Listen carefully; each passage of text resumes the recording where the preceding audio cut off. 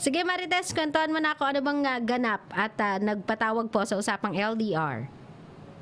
Tatanong ko lang po kung ano ko gagawin. Kasi po, tungkol po sa biyenan po saka sa kinakasama ko po.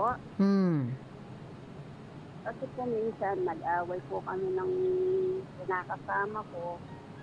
Kasi po, madalas niya po akong saktan. Physically? Pareho po. Okay. Parehas po. Pananakit, saka yung ano po. Tapos po, Pag nananakit ba siya, nakainom ba siya o normal siyang nananakit? parehas lang po. Normal po siya o hindi. Lagi pong ganun. Ay wow. Oh. Basta po pag nag-away kami, Mm. kasi po tuwing umuwi siya ng gabi, pag kinabukasan maliligo siya, yung mga damit niyang binasa, iba-ibang panty po yung sinusuot, tinatanggal niya eh. Iba't Doon po ako nagagalit yung pag inubad niya po yung damit na pinampaligo niya o short. Hindi po brief yung sinusuot niya eh. Panty po eh. bakit ka mo panty? Baka yun yung bet niya kasi presko. Hindi po. Kasi po, alis siya. Ako po kasi ang nag-aayos ng mga isusuot niya. Mm. O, tapos po, yun, tatanong ko kung nasan yung brief. Nakakahiyaman po, DJ. Kasi po, yun, lagi po kami nag-aaway tungkol dun.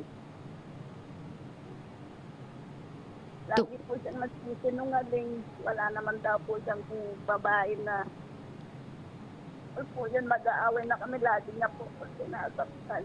So umaalis siya na ang suot niya ay brief. Pag naligo siya sa iyo sa gabi at hinubad niya yung damit niya, ang pagbalik niyang suot ay panty na. Opo. Mm. Tapos po, nag-aaway kami minsan. Nagkilam po yung biyenan ko. Nagkilam po. Tapos, kung ano po sinabi niya sa akin, sabi niya sa anak niya, ba't kasi pilit kang nakikisama dyan, hindi naman kayo kasal, ba't hindi mo pa iwan, sabi po ng biyenan ko. Mm. Tapos po, sinagot ko yung biyenan ko hanggang nag-away-away po kami tatlo yun. Tapos po, sinugbog pa ako ng asawa ko. Okay. May anak ba kayong dalawa, love? Wala pa po kami anak, pero ako po may anak po ako sa una kong asawa. Nasaan yung anak mong yon? Nasa magulang ko po. Ba't di ka na lang umuwi, love? Ba't kailangan mo pang isiksik yung sarili mo dyan? Unang-una sa lahat, sinasaktan ka ng asawa mo. Pangalawa, di ka tanggap ng mismong biyanan mo. Ba't mo sinisiksik yung sarili mo dyan? Ba't di ka na lang umuwi?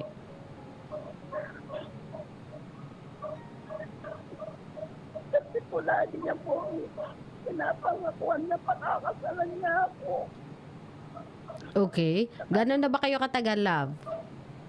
Magpa-5 years pa lang po. O, diba? 5 years na. Hindi ka pa rin pinapakasalan. Hindi ka pa ba nagsasawa sa pangakong yan?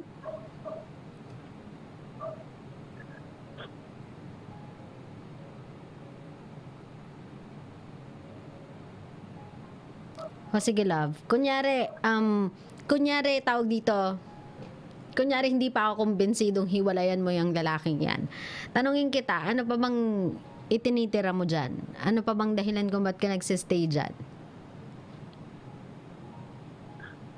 Kasi sabi mo, wala naman kayong anak. Hindi naman kayo kasal. Kasi sabi, opo, yun po kasi sabi niya, paghintay lang po ako.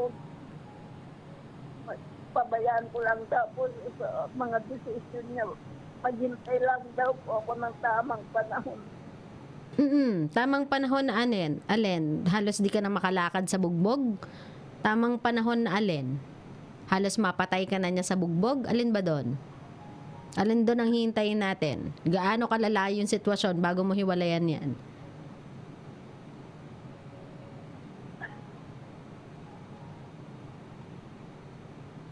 Lagi po siyang nambababay.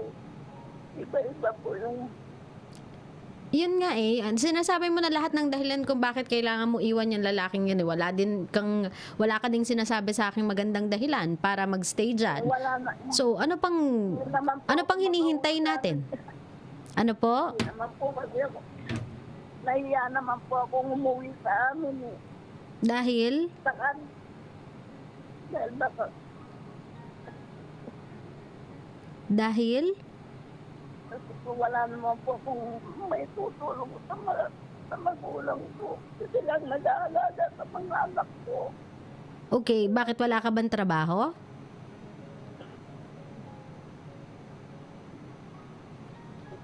Ha, Marites? Wala kang trabaho? Gusto ko pong magtrabaho kahit kasambahay lang po. Kaya lang po ayaw din po akong payagan. Okay. So, yun nga yung magandang gawin mo, Marites. Umuwi ka na lang sa inyo, maghanap ka na lang ng mapagtatrabahuhan mo. Sabi mo naman, willing ka magkasambahay, willing kang magtrabaho kahit ano. Hindi, yun na lang para meron ka maitulong sa mga, sa mama at papa mo. At least, makikita ng mga magulang mo na nagsusumikap ka, andun ka, nakakapag-alaga ka ng anak mo kahit papaano, nakakatulong ka sa kanila. Hindi andyan ka nga sa poder ng lalaking yan, wala kang naiaambag sa inyo, hindi mo naaalagaan yung anak mo, nabubugbog ka pa. Kasi nila maganda yung nasa magandang kalagayan po ako. Alam po kasi ng magulang ko. So, umuwi ka na nga. I mean, ano pang hinihintay natin? Wala na naman tayong hihintayin dyan eh. Hihintayin pa ba natin na halos di ka na makalakad sa sobrang bugbog niyang live-in partner mo na umaalis ng nakabrief, umuuwing nakapanty? 'Di ba? Parang wala naman yatang sense yung paghihintay mo dun sa kasal na yun. Kung ikakasal kayo, anong meron? Anong pagkatapos? Anong ganap? Wala namang mababago. May mababago ba? Sabi daw po na pag sinakasalan ko siya, magtitino na daw po. Ngayon nga lang na hindi pa kayo kasal, di niya pa kaya magpakatino eh. Paano pa kaya pagkasal na kayo? Yung lalong-lalo nang alam niyang wala ka nang magagawa. Nakatali ka na sa kanya. Hindi lalo yung hindi magtitino kasi alam niya na wala ka nang magagawa eh. Kasal na kayong dalawa eh. Iwan mo na lang, wala naman yatang mawawala sa iyo kung iiwan mo 'yan, hindi mo naman yata ikahihirap kasi hindi mo naman kinakayaman yung pakikisama sa lalaking 'yan sa kasabihanan niyang or sa nanay niyang proud na proud sa anak niyang nang bubugbog eh. Mapapala mo diyan. 'Di ba wala naman? Opo, saka lumaban po ako sa tiyanan ko. Kaya lalo na po akong binog po. Ano po pwede kong gawin? Umalis. Marites, umuwi ka na sa inyo. Umuwi ka na sa inyo, tapos kapag pinigilan ka, sinabi niya, saan ka pupunta? Huwag mong sagutin, umalis ka lang. Kapag sinaktan ka, doon ka sa labas mismo, yung makikita ng lahat ng tao yung magagawa niya sa'yo. Naiintindihan mo ko, eksena kung eksena, basta't ialis mo yung sarili mo dyan. Tapos kapag sinaktan ka, pinagbuhatan ka ng kamay, diretso ka agad, barangay na agad. Ngayon sabihin mo sa kanyang ganyan, kung ayaw mong pakulong kita, paalisin mo ko. Wala akong pakialam. Kung di mo na ako kausapin, wala na akong pakialam sa tinatawag mong kasal, iyon na yan. Kung makakahanap ka ng singsing, gawin mo dyan sa singsing, kainin mo, lunukin mo.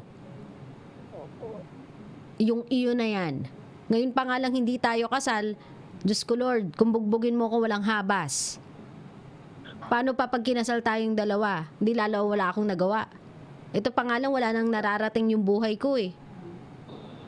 Bakit pa ako maghihintay dun sa araw na magpapakasal ako sa'yo kung dito pa lang wala na akong nakikitang future para sa sarili ko? Naintindihan mo ako, love?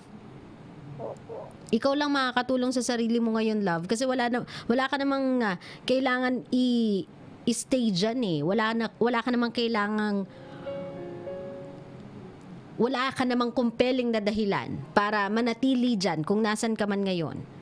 So umuwi ka na lang sa inyo. Mas may mararating ka pa doon kahit papaano mas magiging pakinabang pa ikaw doon kasi maalagaan mo yung anak mo. Magkakaroon pa ng pag-usad yung buhay mo kasi makakapagtrabaho ka. Mas may future ka doon kesa dyan. Naintindihan mo ko, love? Opo, Hmm. salamat po. Ngayon, kung meron kang gustong sabihin dito sa ka-live-in partner mo na magaling lang mambugbog kasi alam niyang babae ka, lalaki siya, kayang-kaya ka niya, ano gusto mong sabihin dito sa boyfriend mo? Ano po, Wala ka nang gustong sabihin sa kanya? konting ano lang po. Lakas mong konti, love, ha? Lakas konti. Opo.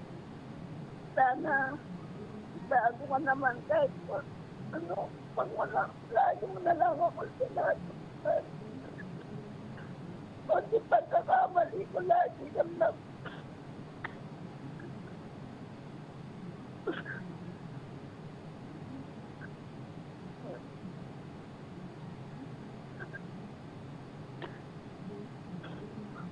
uuwi na lang ako sa mga anak ko kung hindi mo ako kayang tanggapin.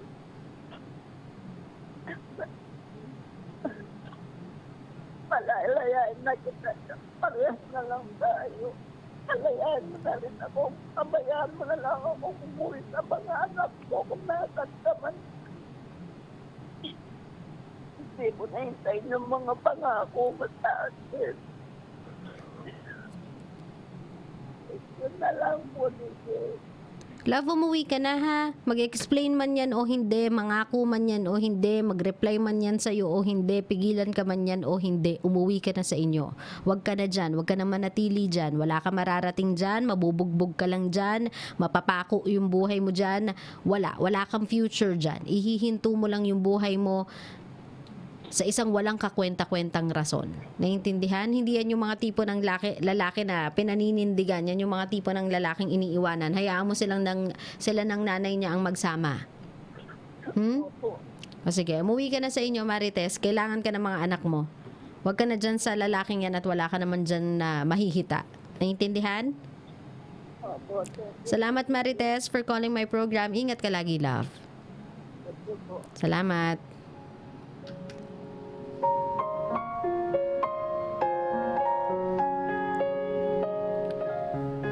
Kabisyo, pag pinagbuhatan na po kayo ng kamay ng partner ninyo, ng katuwang ninyo sa buhay, isa na lang ibig sabihin yan. Wala na yung respeto sa inyo. Wala na din yung takot mawala kayo sa buhay niya.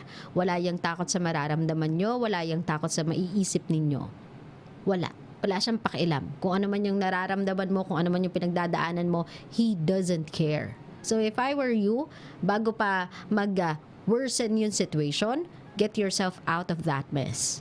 Kung alam mong sa bahay na yan, wala kang pinatutunguhan, napipigilan kang mag-grow, napipigilan ka na magkaroon ng progress sa buhay mo, hindi ka na masaya, lagi kang nabubugbog, wala kang kakampi, wala kang pag-usad yung buhay mo, di ka nakakatulong sa mga anak mo, there's no point in staying in an environment like that.